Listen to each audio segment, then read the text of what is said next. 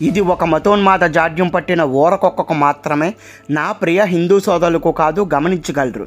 వీడేమన్నాడు ఒక్కసారి చూడండి, పిచ్చ కౌంటర్ ఇద్దాం. దానికంటే ముందు మన ఛానల్ని సబ్స్క్రైబ్ చేయడం మర్చిపోకండి. ఇప్పుడున్న ఈ దొంగ పాస్టర్ నా కొడుకు వాడి ముందున్న గొర్రెలకు ఏం చెప్తున్నాడంటే, ఆర్ఎస్ఎస్ని మన భారతదేశంలో 3 సార్లు బ్యాన్ చేశారు, అలాంటిది మళ్ళీ ఇప్పుడు బ్యాన్ చేయాలని చెప్పి ఆర్ఎస్ఎస్ సంఘం గురించి మాట్లాడుతున్నాడు. అసలు ఈ గొర్రెన కొడుకు చెప్పాల్సింది బైబుల్ని ఎన్ని దేశాలు బహిష్కరించాయి, అసలు ఎందుకు బహిష్కరించాయి అనేది కదా చెప్పాలి. అసలు బైబుల్ని 40 దేశాలు బ్యాన్ చేశాయి. అలాగే క్రైస్తవ దేశం అని చెప్పుకునే అమెరికాలో ఉన్న కొన్ని యూనివర్సిటీస్లో బైబుల్ని పూర్తిగా నిషేధించింది. ఎందుకు నిషేధించింది? బైబుల్ చదివితే సెక్సువల్ ఫీలింగ్స్ ఎక్కువ అవుతున్నాయని చెప్పి అక్కడ ఉన్న యూనివర్సిటీస్లో బైబుల్ని బ్యాన్ చేసింది. ఏంట్రా అంటున్నావు? ఆర్ఎస్ఎస్ గొప్పదా? రవిడీ సైన్యం కలిగిన మతోన్మాద జాడ్యం పట్టిన సంస్థరాది. మన దేశంలో మత కలహాలు సృష్టించే దౌర్భాగ్య సంస్థరాది.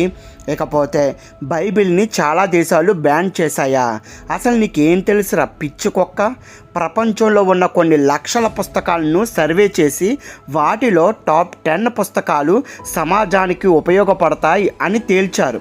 అందులో నెంబర్ 1 స్థానం దేనిదో తెలుసా? చూడు, చూసి సావు.